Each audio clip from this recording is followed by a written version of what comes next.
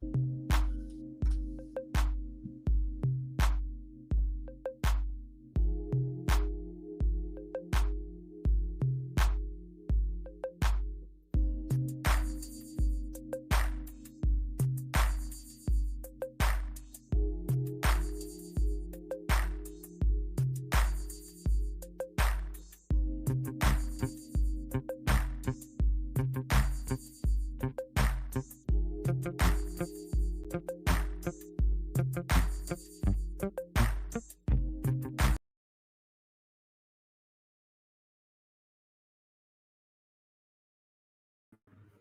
live. I realized that we were live because I saw my face as I was doing the tweet. How are you doing Welcome that? back. Why Another did you episode. Why did I remove what? Go ahead. We're back. 0xResearch Live. Monday, December 1st. New month. BTC down. Okay, what were you going to ask me? Go ahead. What was I going to ask you was that why don't you have Blockworks Research below your name, buddy? Wow. So I don't have Blockworks Research below my name because I'm now a podcast host only. Very good. And how has that shift been? Did you get lots of celebration from your family over Thanksgiving? No, I don't know if my family is aware, to be honest, but a lot of celebration on CT. Thanks to you guys and in the chat. We love to say congrats, insert name here in the 0xResearch Telegram. So hop in there if you're not already. Pretty busy though. I think I'm doing 6 podcasts this week, so that'll be fun. Wow. Yeah. Why are I gotta you front load that schedule a little bit on over on Lightspeed now, if for anyone who's not aware of what we're talking about. Felix is making you work, huh? No, we just gotta start off strong because it's holiday season and Solana Breakpoint is coming up. So there's people will be in and out of office. So just trying to front load that for Lightspeed. But we don't have to talk about Lightspeed. We can talk about what we want to talk about here on 0x. I had more, but it's fine. We are gonna have ALANA Levitt on from Variant Fund, if I'm not mistaken. They dropped a trends report recently with a bunch of stuff, all sort of different things in regards to crypto. So I think we'll talk about that, but I think we have some time before then. What did you want to talk about before she joins us? I want to talk about, to be honest with you, I want to talk about your name being changed. I guess that's not what we want to talk about this time. I guess the market, I think you've been out for a while, and the only thing that you're in is BTC. So you don't really care. I feel like we do the same conversation. I ask you how much. We have the same conversation every week. But last time we talked, it was 92K, I think, or 91K. And then the week before when I asked it, we're at 96K. So we're very clearly now in a downtrend. I think you probably could have said that when we tried to go through 120, 125 4 times. We just weren't able to. What is, I guess, one of the things that our chat is saying is, I think jokingly, is that QT is ending. That's why the markets are dumping.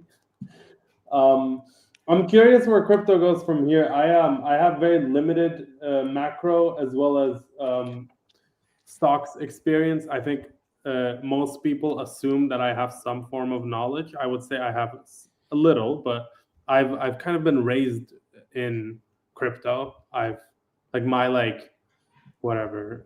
Stock exposure has been Bitcoin. Which seems stupid now given that stocks are up and Bitcoin's down. But I don't know. It feels like we're at this like what James said in the chat. We're in a secular bear market for cryptocurrencies. Now James said it was forever, which I don't think is the case, but it's kind of interesting. Yeah, I don't think it's forever. I think James also had a pretty good comment before the memeing, saying that what people miss when they talk about long-term holding in crypto is that a lot of this action is basically more like a commodity boom. So it's maybe not necessarily like a buy and hold asset class. Like Bitcoin does not have cash flows. It's not a business that generates revenue. Objectively, it's a commodity. So Yeah, I don't know. I'm not a commodities expert or anything along those lines, but like I think what he's saying is that you can have that kind of long-term hold mentality with the S&P, for example, and just kind of forget about it and not worry about the day-to-day volatility. But commodities aren't really known for just like going up in a straight line forever. They're very cyclical as well. Yeah, and they're driven by much different things. So a lot of the tokens up to this point are quite fairly commodity-like in that they're historically non-revenue generating, and they're driven by like excitement and these like other various factors. And I think we're seeing that slowly change.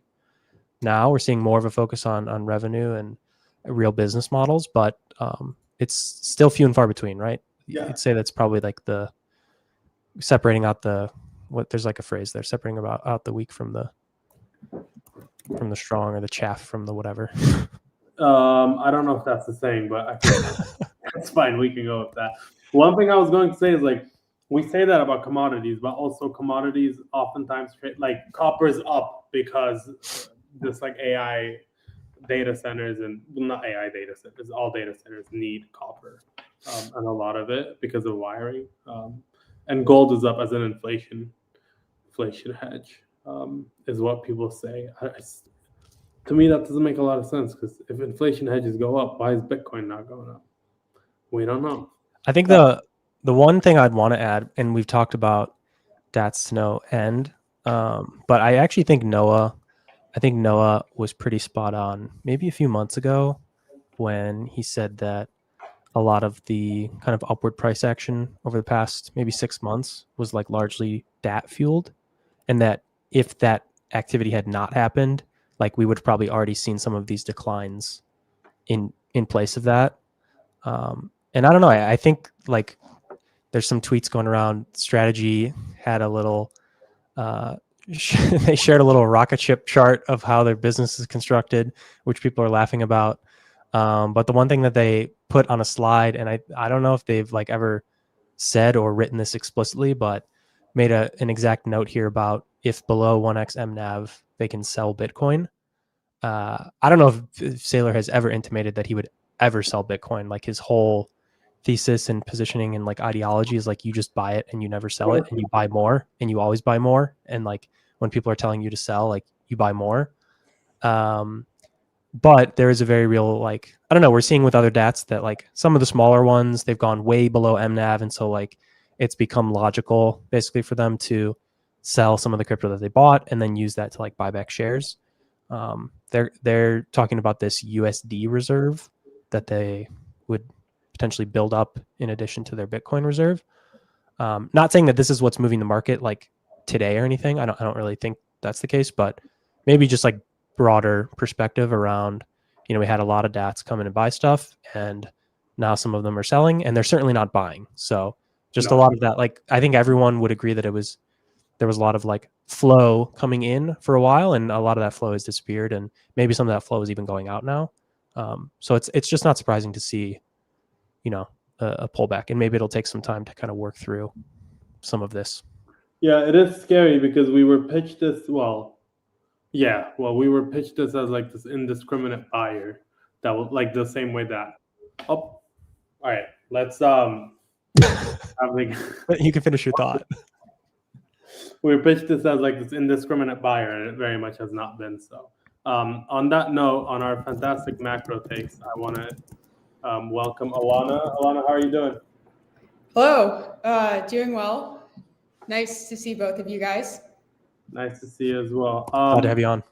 Glad to have you on. I guess I wanted to start off by saying that this was a great report, partially because it was very, very long, but I didn't notice that it was very, very long, which I think is a gift that not many people have. So I enjoyed reading it, and it's always interesting to see, like, look back on a year, to see like how somebody looked back, because some of the things that you mentioned I would have never mentioned, but it's like good to see that like different viewpoints and how they analyze the market, especially if someone's in VC, which is something I also don't have much insight to.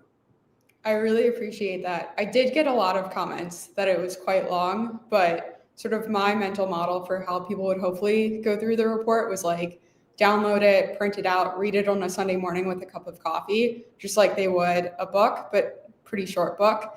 And so I appreciate you saying that. No, I don't think it was too long. I think people now though can't really read for that long, which is kind of a part of the times. I guess like I'm not gonna ask you for a summary of it because I think that would be ridiculous. I have 2 questions as a general thing, and then after that I have like some pointed questions. I'm sure Danny does as well. But one thing is, what was something that you were expecting that you would see on the crypto trends report that you were like excited to see? It was like your perception is that I think X has been doing really, really well, but it didn't. It wasn't shown in the data.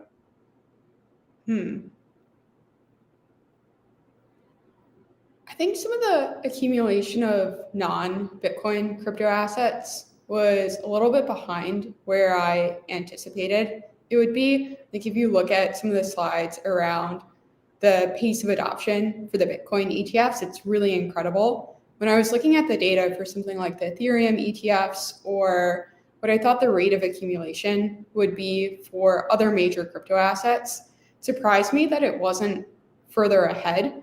But I think you can almost break that down to custody still remains a big challenge for some of these buyers. When you think about traditional funds getting into the business of accumulating many of these incredible crypto assets, the custody setup and the way they think about security is totally different than how they think about equities. I think that'll change, but it just takes time. And it was one of the things that I just hadn't fully realized until I started digging into the data. I think it's also one of the things that's led to a lot of the digital asset treasury companies. My hope is that over time we see maturation in that people can just go and buy the assets directly instead of buying some proxy for many of the assets. Yeah, I think that makes sense. That's something I guess like only on the fund side you would know. I would have no knowledge of. But this came up when Hyperliquid first launched. I remember people were like, "Oh, funds actually can't allocate that much to this because there's like, I think like the custodians didn't really support it, so they had to and then they have to do the DATs, and then as you said, the DATs aren't. We were talking about this, but DATs have now become sellers, even though they were being pitched as like indiscriminate buyers, now causing pain across the space. When riffing on that for a sec, when you think about all of the sort of adjacent things to adjacent infrastructure to the accumulation S curve. So the report frames crypto's growth story as 3 compounding S curves: asset creation, asset accumulation, and asset utilization. When you think about that middle one of asset accumulation, there's so many things underneath the hood that need to work and just work properly for people to feel comfortable. Custody is one. Liquid markets for exchange and trading is another. Security is another big one. And I think we are still in the build out phase of much of that infrastructure. It's maturing for sure, but there's still a lot of room to run. I think that makes sense. Kind of on that note, actually, before we do this, I realized I jumped way too quickly into the report. Alana, do you want to give a background on yourself and what you guys do over at Variant? I get excited and then jump around a bit. Of course. So I'm Alana. I work as an investment partner on the team here at Variant. Variant is an early stage crypto native venture capital firm. We invest across the full stack of crypto. So personally, the way that I look at crypto is anywhere crypto makes the world more productive gets me really excited. The firm takes the viewpoint that crypto gives people the ability to own the underlying products that they're using every day. That helps supercharge growth. It creates stronger network effects. It creates much more customer loyalty. Trying to think, what was the second part? Oh, how the report came about. So over July 4th weekend, I was rereading the Mary Meeker report on internet trends and AI. And Mary Meeker is this incredible, renowned venture capitalist who has been writing these internet trend reports since like the late 90s. I was sitting there with a cup of coffee in my hand. And I thought, wow, I would love to read one of these literally every weekend. This is incredible. In particular, I wish that somebody would write one about crypto. A couple weeks later, I was like, why don't I just try writing one about crypto? I know how to make slides. I love looking at data. It's sort of related to what I do, thinking about where the future is headed and what the opportunities look like. So I started working on the report in late July and then published it, I think, a week or 2 ago. And the response has been really great so far. Yeah, I can't imagine the amount of edits you would have to do to the data side though. Like sometimes we'll have a report that we've written a month ago, and I'm like, I can't go through this to do the data again. Was that an issue? It's a good question. If you look closely, you'll see that the data doesn't always end in the same spot. So you can kind of tell when I worked on search and charts and that some of the data ends through August, some of it goes through September. I think on the whole, it's pretty fine. It might differ by like a month or two on some of the slides, but largely going into it, I knew that I wanted to standardize the data as much as possible. I tried to keep sources consistent. So I used Blockworks for a lot of the data. I used Artemis. There's a bunch of incredible data providers in the space. And so I really did try and keep it as consistent as possible. More than anything, the thing that I worked on was the sort of storyline through the report. So you mentioned it is really long. It's 150 plus slides. In my opinion, pure gold of data and insights about where the future is headed. But I didn't want it to feel like 150 slides. I wanted it to feel like a story that somebody could sit down and understand the through lines. So that was probably where I spent the most time editing. I think that makes sense. And it's also impossible to cover crypto unless it's like 100 slides plus. Totally. I have one question kind of related to the custodian stuff, but and then Danny, I know you have one in the same thing as well. One thing is you mentioned regulation at the very start and how it's been warming up. I don't have much insight into it, so I'm curious what you think. Like right now, we're in a very where the regulation is quite positive. If administration changes, do you see that as a risk to crypto overall? Like everything that was specifically, I guess, like stablecoins, equities on chain. Do you see that being an issue if like something changes, or do you think we're too big to not be able to go through anymore? Well, one of the incredible things about something like the Genius Act, which is the stablecoin legislation that got passed this year, is that it was bipartisan. It wasn't one side versus the other. It was really both sides of the aisle coming together to say, this is a really important technology. It's transforming the way that finance works.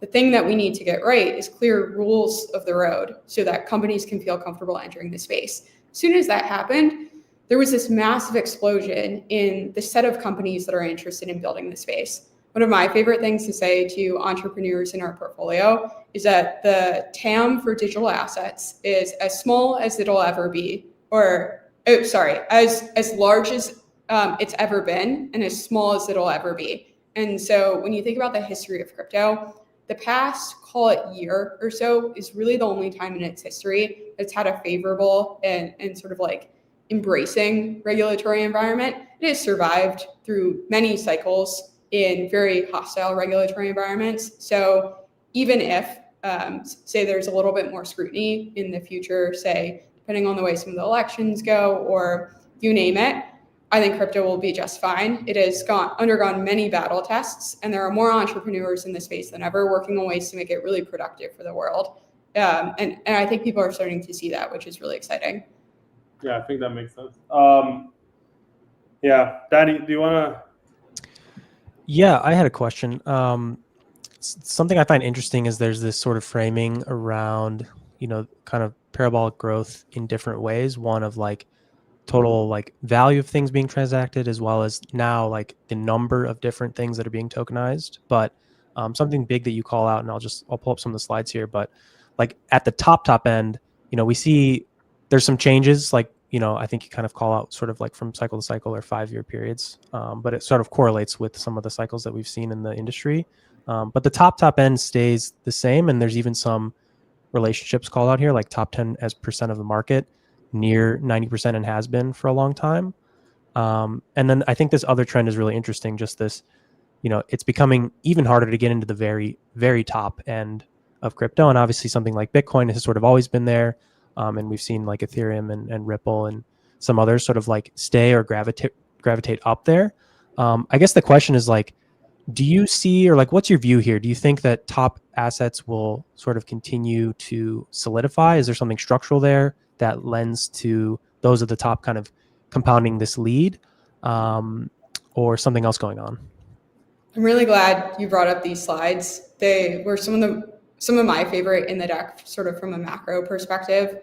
One of the reasons that I think you've seen this sort of compounding nature at the top is that there's real lendiness to the top assets. when somebody goes by word of mouth and says like, hey, if you want exposure to this asset class, what are the safest things that you can invest in, sort of the least volatile? And oftentimes you get somebody recommending Bitcoin to a friend or some of the others in sort of the top that you had shown.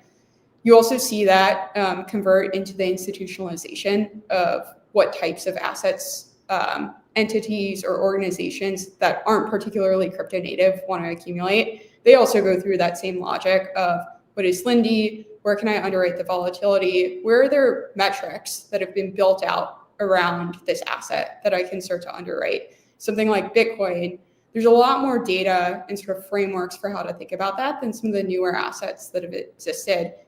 Investors can start to reason about that. I think that as you start to think about what the assets look like in, call it 5 to 10 years, and whether or not it'll be the same level of concentration, it's a lot more of an open question. In that my hope is we start to see many of the projects and sort of tokens that exist today get valued on multiples of earnings or sales, much more similar to how people think about equity investing. I think we are already starting down that trend. And then the forcing function will be what are the best products and businesses that people can invest into. Part of that takes time. We touched on custody a little bit. You have to build out the custody infrastructure, the security infrastructure. The market needs to sort of come to some level of consensus around how do we think about metrics for these assets.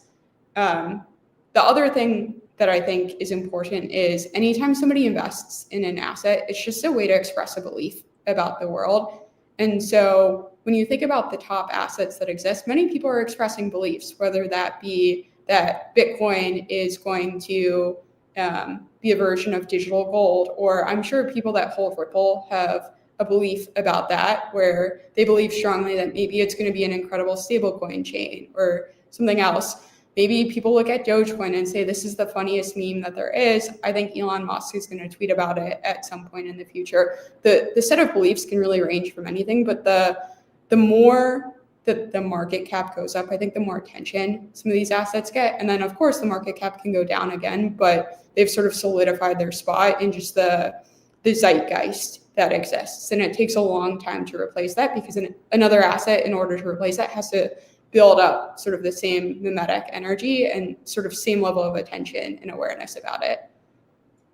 Awesome. Great points. I think maybe just one follow-up question there, because I think it kind of ties into what you talk about or cover with data later on in this report. But, you mentioned how things might change going into the future. I guess, do you have a particular feel, maybe based on the data or what you're seeing kind of trend-wise, whether, those potential future top assets are going to come like natively from within the industry and build out business? We see some examples today, right? Hyperliquid and many others that are, generating revenues, and people are getting excited about valuing things based on earnings, for example, or from traditional businesses that come on chain. Because I think you cover both, and I'm curious what your thoughts are here.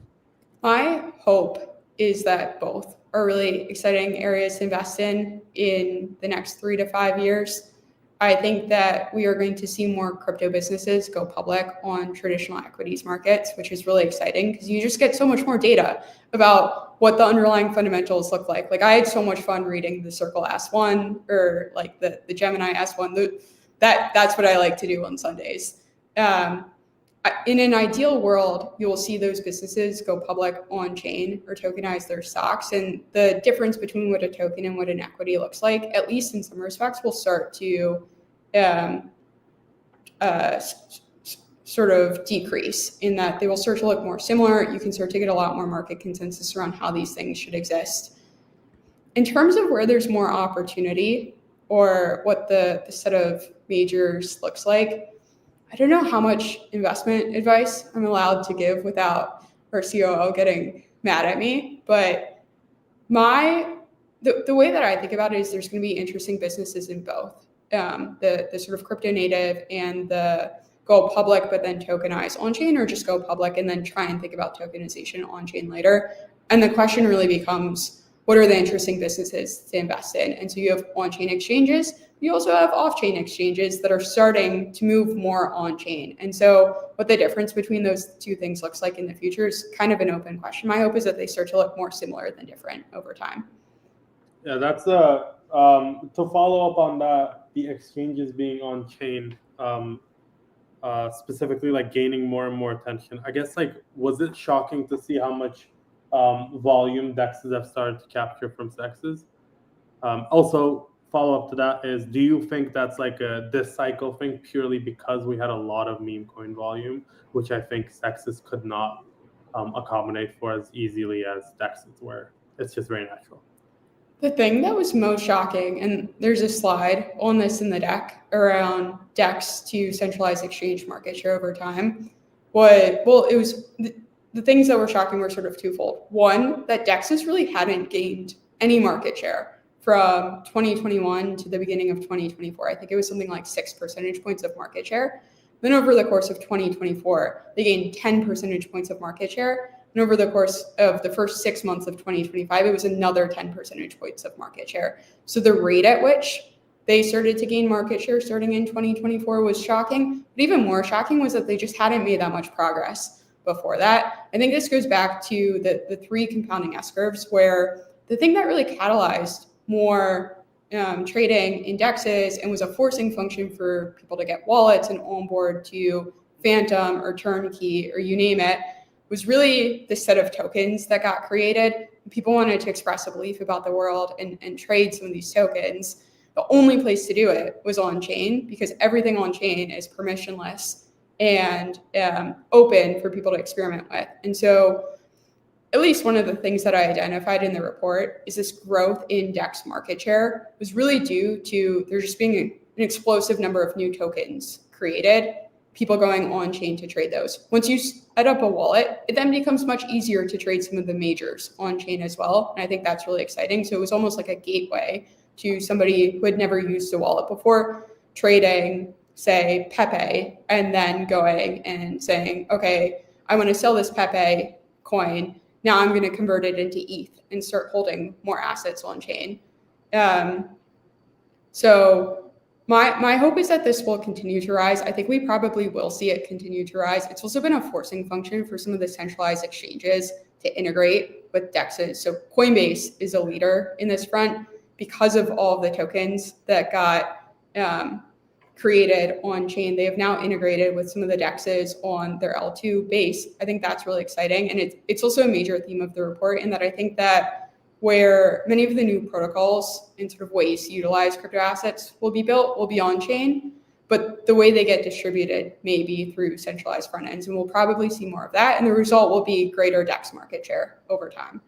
Yeah, I think that makes sense. One thing I've been thinking about is it's definitely more and more meme coins, like more, I guess, like assets being issued on chain. But another thing is on EVM, like Uniswap has very, very significant improvements, but it feels purely like on the back end. As a user, you kind of see the same UI all the time, which is a good thing because you want a simple UI. But I feel like on Solana, for example, they spent a lot of time packaging a bunch of these products all together. Like Jupiter is the best example of this. They offer the same trading interface across maybe like 8 to 9 different backend products, versus on the EVM side, it feels like it's like kind of a linear improvement. Like every time it's V3 went to V4 now. I'm curious what you think about that. And I guess like I don't know how much time you spend thinking about architecture indexes. Curious like where you see it all headed. Do you think like trading mostly stays on Solana? Do you think aggregators continue to dominate? Or is it like Coinbase and the based app becomes the big thing and we just all get onboarded onto these applications?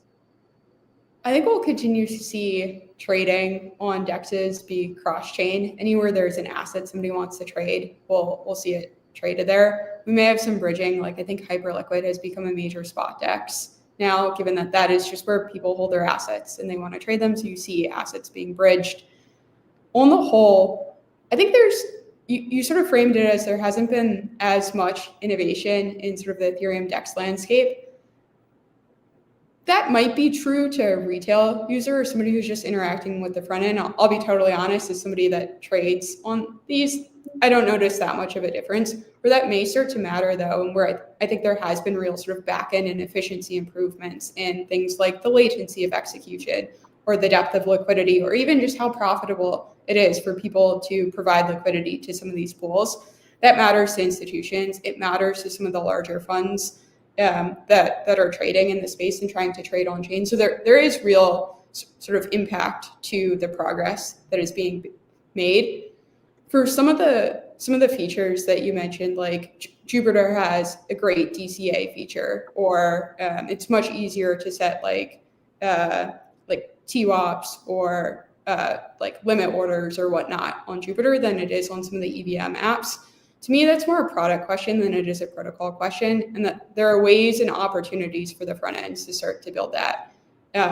And so I guess that is a roundabout way of trying to answer your question of, do I think Solana will dominate EVM or EVM dominate Solana in terms of DEXs? I think the real answer is anywhere there are assets that people want to trade, that is where people will go. And then the things they care about are best execution and sort of like the liquidity and speed at which they can get their order executed. There are incredible teams in both ecosystems, in the Hyperliquid ecosystem on Base, many other places that are working towards improving these mechanisms. And it's not, we're not far enough ahead yet to crown anybody a winner. I think one of the things that we've sort of learned in crypto is the landscape can change pretty quickly. And there are a lot of teams sort of working behind the scenes to try and improve different elements of trading on chain. I will say, overall, if we get more trading on chain, I consider that a major win. And so that is generally where my hope is. Yeah, I think that's a very chain agnostic venture capital firm response, which I think was a good one. I guess, Danny, unless you want to butt in, I have a question, another one about kind of the interface. Are we good? Go ahead. Wallets. They're starting to become better, but I mean, surely you expected also that they would have already been the dominant interface by now. They're not, like, I still have to connect to log in. Is this, I imagine you guys have port codes that are wallets. Is this something that you can share that they're actively working towards? Are we going to like only be using wallets going forward, or are we still going to have to do the connect to login type of interactions? I don't know is the honest answer. So we're investors in a couple of wallet companies. We're investors in Phantom, and we're investors in Turnkey, and I'm sure there's one that I'm probably forgetting, so apologies to whoever in the portfolio that is. But with Phantom is a destination that people go to. It's not just like a vehicle that takes you to where you want to go. You can do pretty much anything that you want to as just like a regular user in Phantom. And I think that is, at least in part, where the world is going. In the world of going to each individual app and saying like connect to trade, part of the reason that exists today, I think, is because people are using wallets like MetaMask or Phantom as their home, and then they want just like a more customized experience. The way that changes over time is with embedded wallets, where you can start to get shared assets across all the places that you have the same wallet login. So if I'm using Turnkey on 5 different venues, ideally some future state of that is that it is one global pool of all of my assets that each of those individual identifiers or apps can point to and say, like, I know this is ALANA's assets. I don't have to treat it as a separate, distinct pool of assets. And that is probably one of the ways that we start to move a little bit away from the Connect wallet.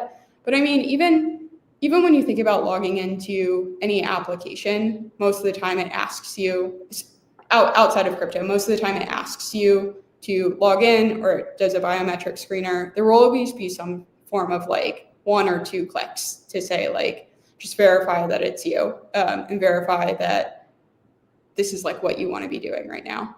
Yeah, I think that makes sense. When you mentioned this pool of assets, I remembered this. I don't know if you guys remember when it kind of like, I think, molded the .eth head when they're like, when Kasamani tweeted out about like ETH tokens across like 8 chains, and they were all separate, not fungible, obviously, or like not easily fungible, technically fungible. And I guess that's what you're referring to. Like eventually it'll just say balance. And Rabbi kind of does this. Phantom kind of does this as well. Kind of does this as well. It is surprisingly difficult, and something that I would have expected for an intense provider to fix by now. Given that they are market makers who just want to bridge one asset from another, I feel like it should be as easy as Phantom talking to dBridge and saying, just do all of our bridging for us going forward. Totally. It's a major pain point still. Even as somebody that's a crypto native user and I interact on chain all the time, it is really frustrating to have all of my assets live on different chains. I think there are many ways to fix that though.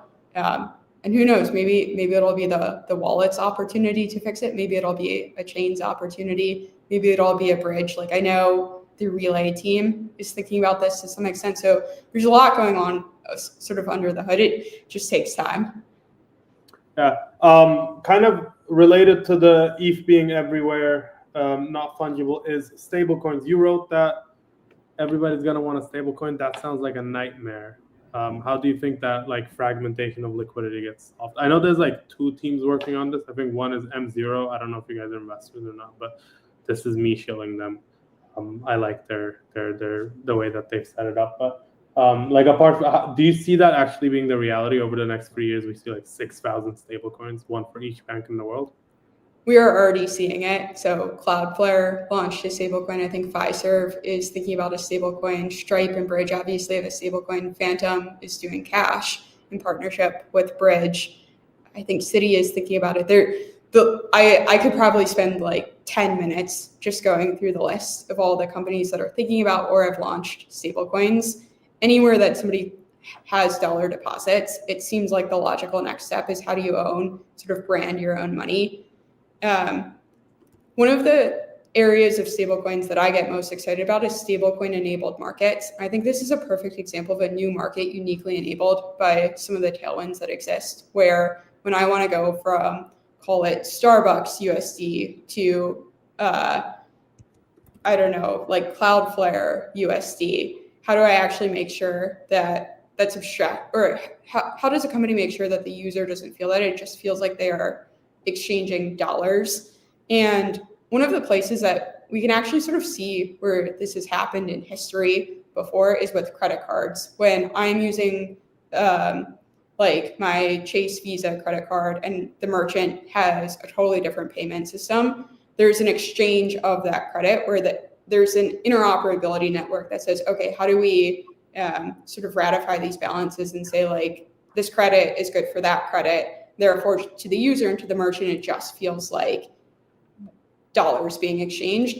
We're going to see that with interoperability networks in stablecoins. And so M0 has an interesting model in that any asset that is issued via M0 has this sort of unified liquidity pool underneath it where it is using the same, I think it's called M0, it's the token that backs all of the different stablecoins. There are also companies that are building sort of top down where they say anybody can issue their own asset. It can be sort of on any white label issuer's infrastructure, but we are going to create exchanges that are optimized for trading one stablecoin for another and integrating with the payment service providers. We have a company in our portfolio that's currently in stealth that's working on it. I know that there are probably half a dozen other companies that are also thinking about it. My guess is there's room for a lot of these to exist. And the way that they differentiate and sort of build new market infrastructure is optimized for low cost, compliance, integrations with the payment service providers. Some companies may require KYC, and so just tailoring to the different customer needs.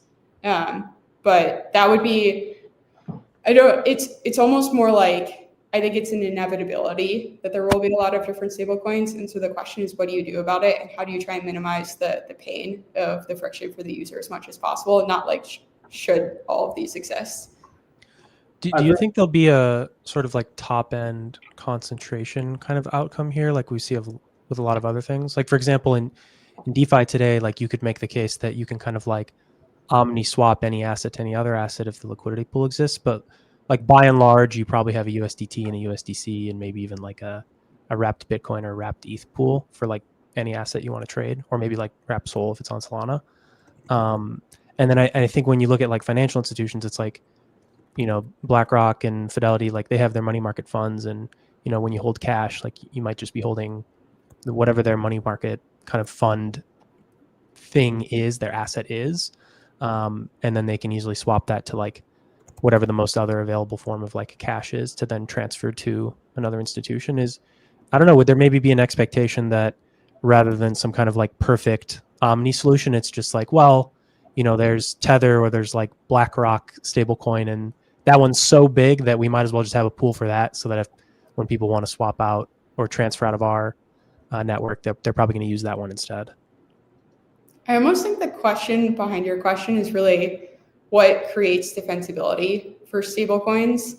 And I would say there's two things. One, there's a slide in the deck that sort of breaks stablecoin issuance and how stablecoin gets graded out into three parts. There's the actual issuance, there's the distribution, and then there's the brand. Historically, brand and issuance have been coupled, and then distribution has been a separate thing. So you see this with like USDC. Circle is the issuer, they've branded it as USDC, and then like Coinbase is a major distributor. Yes, this exactly. In the future, I think we're moving to a world where brand and distribution are coupled. And so if they're, Danny, just to sort of answer your question, one way that you get defensibility for a stablecoin is you just have a distribution arm that's so big that it creates some sort of liquidity moat for the stablecoin. It is so integrated across so many different ways to pay with or utilize stablecoins that creates some level of stickiness, and that it is just easiest to keep all of your assets in this stablecoin that has been distributed. Stripe is probably the front runner on that category today, but there's a lot of open questions as to like if Robinhood were to launch their own stablecoin or major banks, like how does that change the landscape? Sort of an unknown question.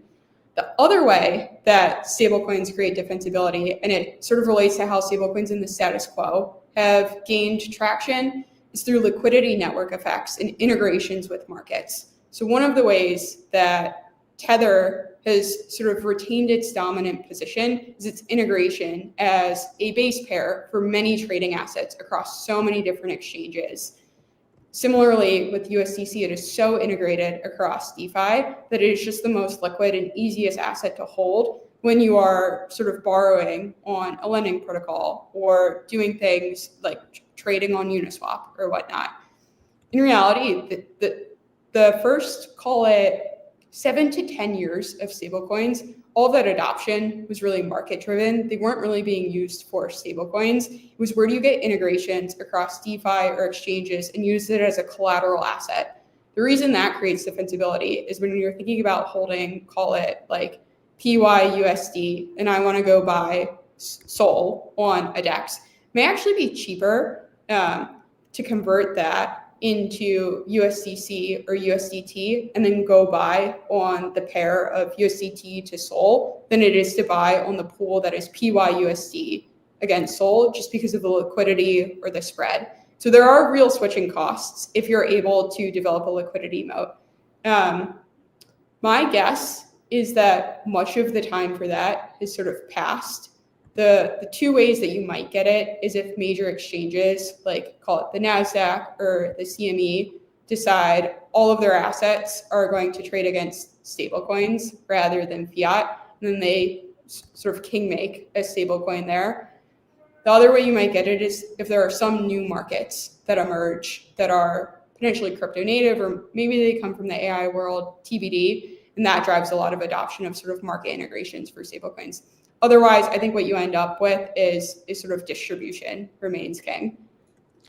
I love this framing, and maybe just to that point you made about king making, like, if you were to just you had to pick an answer today, like if that were to happen, say that outcome did come to fruition, would the expectation be that they'd king make something like a Circle or a Tether, like an existing very large one, or, some of these institutions would come in, create their own, and then they would decide to like, together, let's king make this and make it the new kind of back end for us?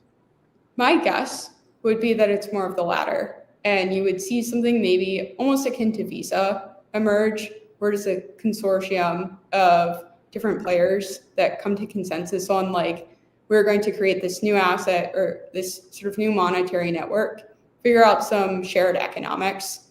The challenge with something like Tether or Circle is they have their own economics and existing partners. The actual tech to create a stablecoin is not that complex. And so what really does become complex is the economics, the sort of revenue sharing, the ways in which they get used. And my guess is that if we were to see like a new major one emerge, it would be a consortium approach. It's been tried, hasn't really worked out to date, but one of the things that's new and has changed since the last attempt is passage of regulation that allows bigger players to sort of get in the mix and really drive forward with clear rules of the road. Makes sense.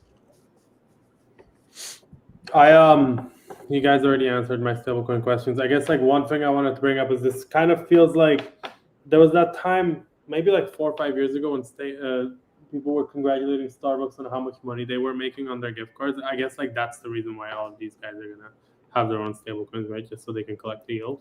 Exactly. I just think of it as branded money. And then it is like an extra revenue line that a lot of these businesses can add. And the cost to develop it or integrate it has gone not quite to zero, but it's dropped significantly. And so and similarly, like the difficulty of creating a wallet has dropped significantly. So the combination of those two things make it almost like a no-brainer for anyone with distribution deposits to probably build one. Yeah, do you think I want to share 2 slides because I think they get into this point really well.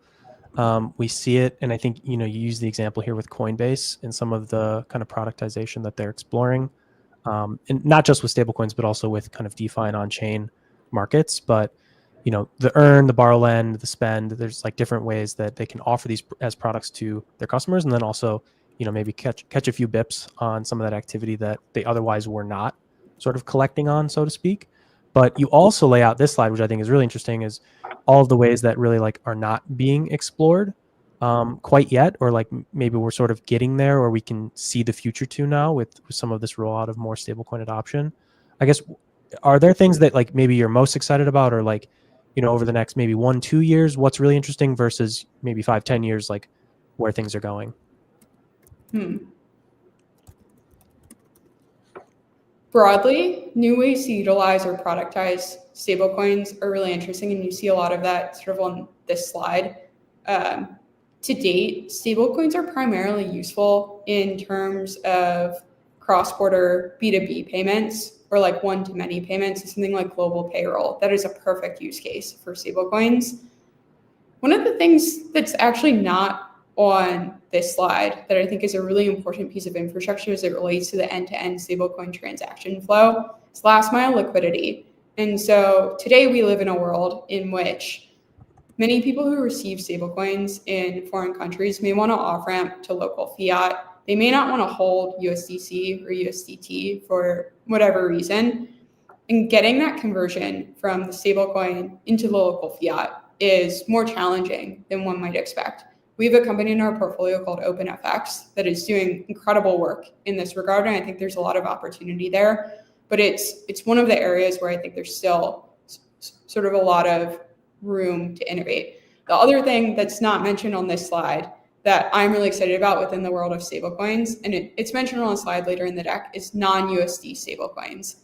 And so I think many people are excited about the idea of on-chain foreign exchange, where instead of going through fiat rails that may take a day or two to settle,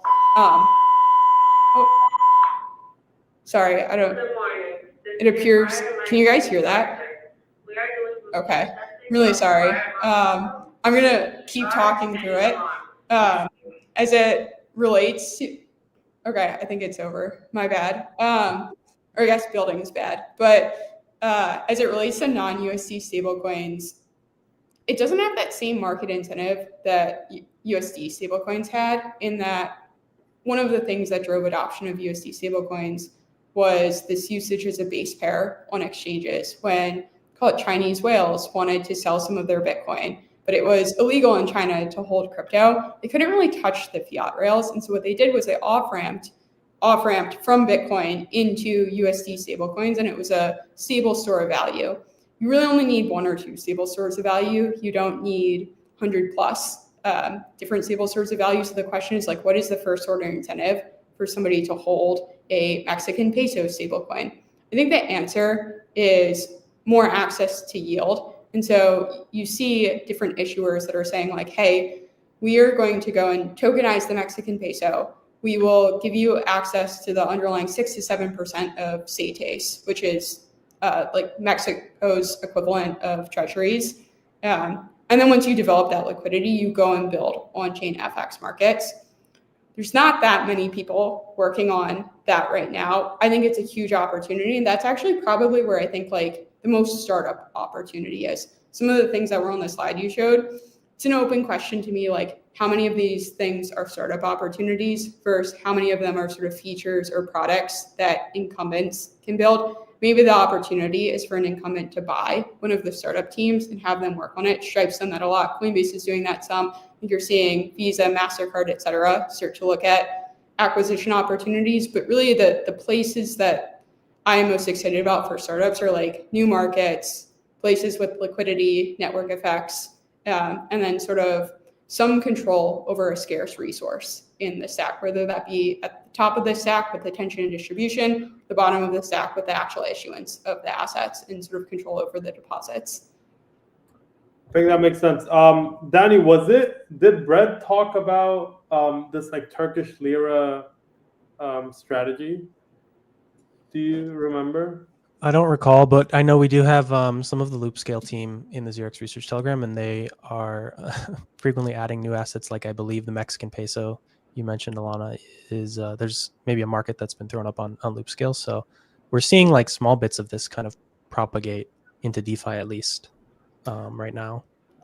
I guess that side makes sense. One thing I was thinking about was like offboarding. I had to buy US dollars in real life, which is impossible to do in Europe because it requires selling the euro and like going to the bank and saying, I want to get rid of this. And they ask you a million questions. So one thing is like, I guess like in Europe, we kind of have Revolut. I don't think Americans care about holding other currencies, to be honest with you. So I don't know if I should ask this or not, but I guess like there might be some space over there to innovate, but yeah, that like yield thing makes a lot of sense. I mean, in crypto, people love yield, and TradFi also loves yield. So and they're more comfortable with the currency stuff as well. So seems like a.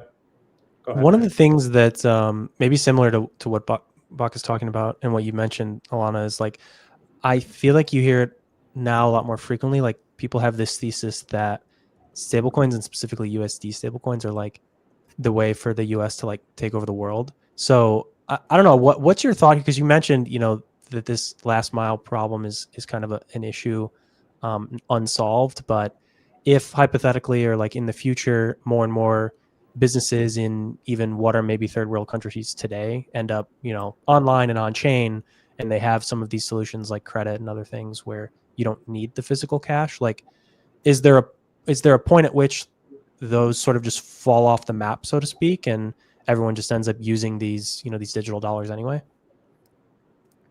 My guess is there will always be a place in the world for local currencies, in that there's a lot of pride that comes from holding local assets. It's familiar to people. It's what they're used to.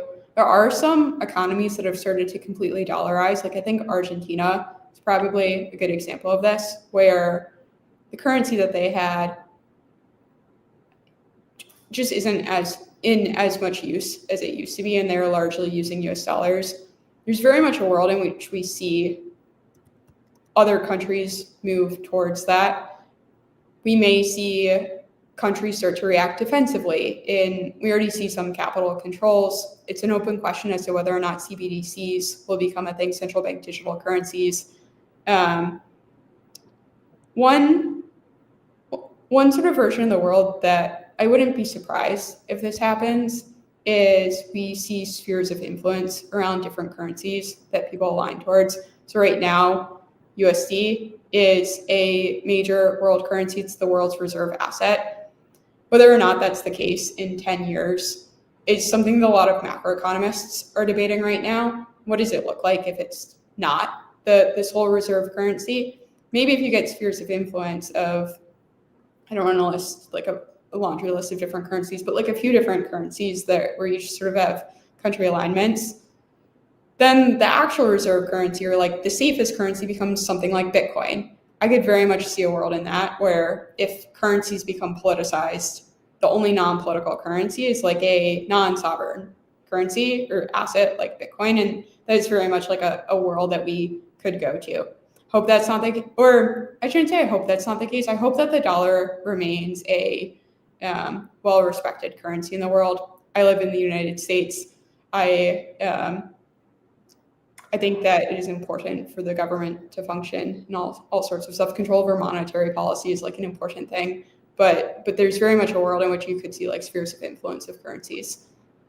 Yeah, a very scary world. I would like if there's, I guess like this was the argument, right? Was if what you said happens, where it's like Bitcoin is the dominant reserve currency, it kind of means that the U.S. doesn't have the pull that it does, and then if the U.S. doesn't have the pull that it does, that's a scary world. To try and be an optimist, I think it just means there's change, and how we manage that change is important. Again, like I hope that the U.S. retains its influence, so I want to be sort of clear about that. But even if it doesn't, like the U.S. has changed its underlying sort of backing for the currency before. We've seen monetary changes, and in when it like went off the gold standard into just fiat, and there's a question is just like how do you do that safely and in a way that tries to make the world better. Yeah, I'll lean optimistic with you here. Like I do think you see a lot of non-major currencies that struggle to kind of like fulfill the needs of their local citizens. So if there's a meaningful way to, you know, combine or form a kind of inter-nation you know, currency that, I mean, Europe has the EU, for example, with member countries. So you could see that in Africa or other places as well. And if maybe that helps kind of stabilize some of the issues that occur with having, you know, a different currency in each nation. We also see like Totally. BRICS as an organization, like have, you know, they've talked and sort of explored some of these ideas. Who knows if they'll ever get there in like adopting some sort of standard, but maybe the bigger issue is just that you have some countries that really struggle to sort of uphold their own national currencies. So we could go to more larger spheres than we have today, but not necessarily like, it doesn't have to be USA versus China World War III type of thing. You know, 100%. I think those are really good examples, and like economic interdependence between countries, when done right, is actually a really stabilizing force. And so there's a lot of reasons to be optimistic as well. Yeah, maybe it's the European in me that is constant. Or maybe it's I guess like because I'm Turkish, right? And like I know what happens when your currency is not very well respected anymore. So maybe it's that is good. But yeah, I could see other positive things also happen. It's important to be an optimist. Alana, I realize we've spent 45 minutes grilling you about questions. I guess like, do you have any questions for us? It feels like it's a good time for you to say, did you guys actually read the report or not? Like, or some final thoughts, big takeaway thoughts. I feel really bad because we asked maybe like 35 questions.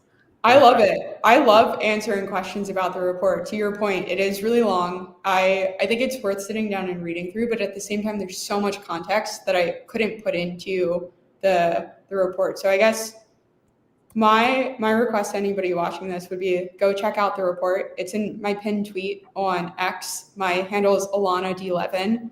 It's also on the Variant Fund website at variant.fund. Reach out if you have questions. I'm probably going to try and publish a series of blog posts that expand on some of the themes in the report as well. One of the things that I'm really looking forward to and hoping for more of from folks that dig through the report is just like, what do you disagree with? The reception has been incredibly positive so far, and I've really appreciated that. It's probably the nicest people have been to me on the internet in a long time. But like, bring out the haters. I want to know what you disagree with and sort of what I can dig into for the report next year. And so, yeah, my main request is just go check it out. Let me know what you think. My DMs are always open. Very good. Yeah, Alana, thank you again for coming on. This was fantastic. Danny, do you want to roll us out? Yes. Actually, we do have to very quickly, Alana, I want to say thank you for coming on as well. Before we close things out for the day, I do have to do one shout out to our sponsor for today's stream. Thank you to Uniswap for sponsoring today's stream. We did chat about Uniswap a little bit and their V4. Uniswap Trading API solves the problem of adding crypto to your products without the hassle of needing deep crypto expertise, ongoing maintenance, or liquidity aggregation. The trading API provides access to the Uniswap protocol, which has processed 3.3 trillion in all-time volume, handled over 465 million swaps for more than 25 million addresses, all with zero security breaches. Developed by Uniswap Labs, the US-based team behind one of the most used DeFi apps, access some of the deepest liquidity in crypto, combining both on-chain and off-chain sources for optimal pricing. The same liquidity that powers billions in swaps, now available via a singular API. Thank you so much to Uniswap. Thank you so much to ALANA for joining us today. And thank you all for watching and listening. We will see you all on Friday. Have a good one.